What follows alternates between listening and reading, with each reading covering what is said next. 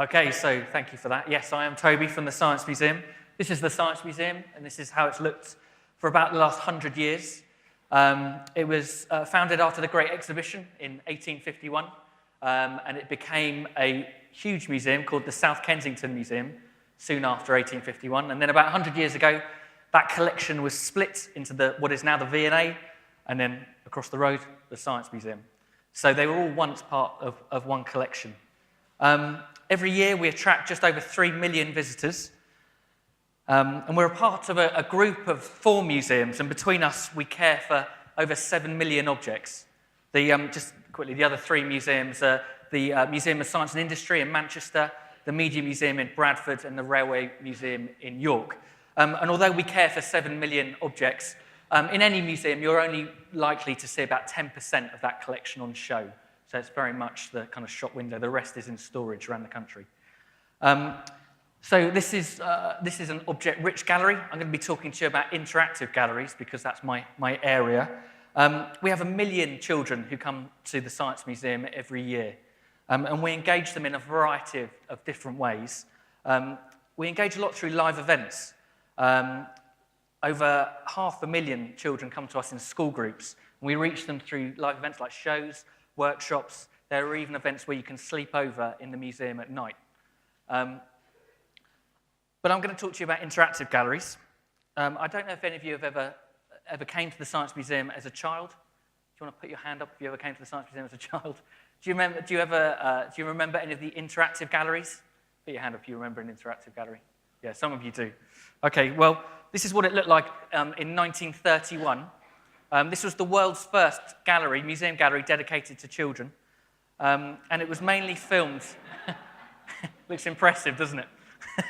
It's mainly filmed with what we call dioramas. And they were push-button dioramas. So you hit a button, and then a model landscape will turn. This is one of the most staged photographs I've ever seen. This was taken in 1934. 4 children looking at what I think are time measurement devices.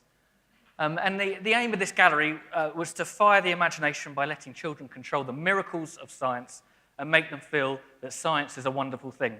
And very much to this day, that aim hasn't changed. So the Children's Gallery was in the Science Museum in various different forms for about 60 years. So it got taken out in the 90s. And in 1986, we put in a much newer, modern gallery at the top, which is called Launchpad. Some of you might have been to Launchpad. It's still there in the museum. So that opened in 1986, primarily aimed at children aged 7 to 14. And then we have a variety of other interactive galleries, all targeted at different ages as well. So at the bottom there's Pattern Pod, which is for under 6s. There's another gallery called The Garden, which is for under 8s. So I wonder what exhibit you remember when you came to the museum as a child. I asked the internet that question, and I got some strange responses. So one of the most popular exhibits that people remember when they were children, when they came to the Science Museum, was this one. It's called the Golden Ball. You can see some faces there recognizing it. If you've never seen this before, you're going to think this is bizarre. But basically what it was is that there was a golden ball in the middle of that table.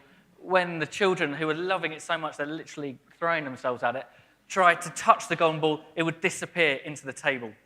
The science is quite high-end. It's to do with capacitance.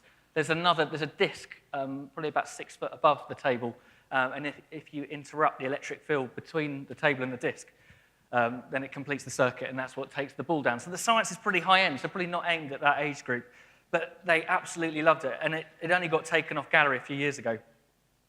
Another one that's really popular, Bubbles. This is more modern. Lots of people remember anything to do with bubbles when they came to the Science Museum.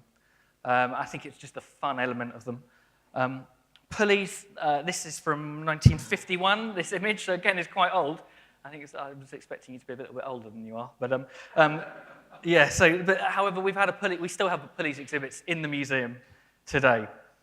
One that's absolutely amazing is the automatic door. So this photo was taken in the 1970s. Automatic doors, we think they've been around for forever. They were only invented in the 50s, and the first one was installed in 1960. So this was probably the most popular interactive exhibit we've ever had at the Science Museum. And it is literally just an automatic door. And it's still there today. If you come to the museum, it's in the basement. So yeah. The other one that people always say is the anti-gravity room. Now, I don't have a picture of the anti-gravity room because it doesn't exist. People, I don't know where this has come from, but people on a daily basis come in and they say, where's the anti-gravity room? There's never been an anti-gravity room. Obviously, if you think about it, obviously there's not. So I want to talk to you about how we ensure that things like this are relevant to children, that they are memorable and they excite and engage children. Well, one of the ways that we do that is that we watch you. Every time you come into the museum, you are watched. This is a record from 1952, where two boys came into the gallery on Sunday the 26th of October. They came in at 4:21 p.m. And they were watched as they went around the children's gallery. So that's a map of the children's gallery, and you can see by the second how long they stayed at each exhibit. So this was the world's oldest visitor research department. It was started in the 50s, and we still do this today. So it's normally, some museums do this in Europe, they tend to do it with cameras, they just watch you on a camera. We literally follow you with a clipboard. So if you look around, sometimes you'll see someone following you with a clipboard, and we guess how old you are. We don't engage with you in any way, we just watch you. And so this, just to show we do this nowadays, this is from 2011. If you come into the museum, the front door, there's a gallery just to the left. It's called Watts Workshop, and these were two ladies who walked in. And again, they're measured by the second. And we do it by the second because people don't stay long at exhibits like this. So you can see there are some signs on the bottom left there. If it's a G, you stayed at the exhibit for under 5 seconds. And if it's an L, it was over 5 seconds. If there's a D there was a point of discussion, if there were more than one of you. And P is photo. So you can see the signs that are around up there. So they didn't stay long. They mainly were staying under 5 seconds at most things. So if you scale this up, we do this with samples of about 50 to 100 people, you get a picture of what your popular exhibits are, which is all very well once you've made your gallery. So it's great if you're redeveloping a gallery because you know what's been popular or not. It doesn't help you if you're where I am today and you're developing a new gallery. So how do we do that? How do we ensure that they're relevant for children? Well, we're quite scientific in our approach. In terms of interactive exhibits, we classify them. We classify them in many, many ways. There are just 4 that I'm going to show you today. The top 2 are open and closed. Top left is a closed exhibit because it only has one outcome. It's a magnet exhibit with a piece of copper. All you can do is cause another magnet to float in the copper. There's only one outcome, so it's closed. An open exhibit is the one on the right where you have to make a flying machine, put it onto the air vent, and let it go. And there's multiple outcomes to that exhibit. In fact, you could be at that exhibit for the rest of your life, investigating the science, learning about lift and aerodynamics, things like that. So that's open. And then at the bottom is passive and active. So passive is how it sounds. It's a passive exhibit. You're using your senses. You're not really touching it. You're just looking. And active is physical. And we try not to skew towards any one of these. So we try to mix them up. And we go so far as we plot them on axes like this. So active and passive is up and down, and across is open and closed. And we try and be more in the top right quarter because an open active exhibit is better than a closed passive one. So we're quite scientific in how we approach it. We do this through lots and lots of different lenses. We try and mix the experiences up. Because if it's all too active, it becomes a bit like a playground. And for us, that's not good because people, in our scenario, learn less in that kind of environment. If it's too passive, it's a bit boring, so we have to mix it up. The other thing that we look for is to mix up the type of experience. So this is a piece of research that we draw on where there's 6 qualities that we look for in an interactive exhibit. The first one's curiosity. So are the children interested in the phenomena that we're showing? So this one is you're looking through a lens filter, and you're just watching water freeze, and it's a polarizing filter, so you can see all the different colors. So there's an innate curiosity in that. It's a beautiful effect. Children are really interested in it. I'm going to mix this up with some older ones. The challenge exhibits are really, really important for us. There's something about being able to show off in a public environment or compete against your friends that children love. So this one, they're trying to pick a lock. I don't know why we used to teach children to pick locks, but they love it.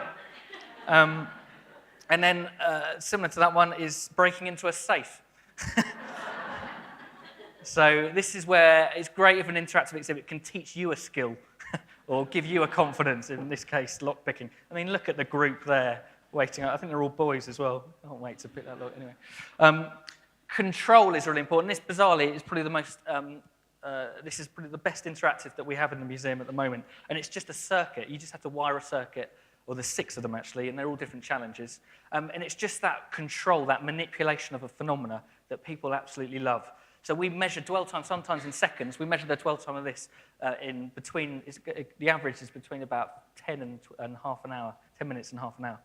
So very popular exhibit. Some of you might remember the huge sound dishes that we had in the kind of 90s. So communication is really, really important in interactive galleries, a social element. That's why sometimes we have online games actually in a gallery. Obviously, you could play that game at home, but there's something about the social element of being able to stand next to someone, talk to them, test your ideas against them as you're playing against them on a screen. And obviously with these sound dishes, that's really important as well. Playfulness is really important. I'm running out of time, so I'm going to speed up. Playfulness is really important. I think the automatic door was so popular just because it was very playful. Then the last thing I wanted to say is that that's all very well, but if you were to design all of your exhibits based on those qualities, you still would end up with rubbish exhibits. The most important thing that we do is we test absolutely everything. So this is a really, really simple exhibit. It's called River Bridge. It's got 3 kind of gorges that you have to make a bridge over. We went through a ridiculous amount of testing to get that right. So we went through 6 prototypes. The one at the top left is the original. That had 2 problems with it. One of them was that there was no level to the problem, so it wasn't kind of staged. There was only 1 level of difficulty. The other problem is that people would build the bridge in the river. So you can see the prototypes it went through, and eventually we ended up with this one where we were stopping people in building in the river. So we test absolutely everything. Every exhibit will be tested, sometimes 5 times through prototypes with samples of hundreds of people, children, to make sure that they work. So I'm really over time, so I'm going to stop there. So just a summary is that firstly, we watch you. We're really scientific in how we approach things, and we test absolutely everything. So that's it. Thank you.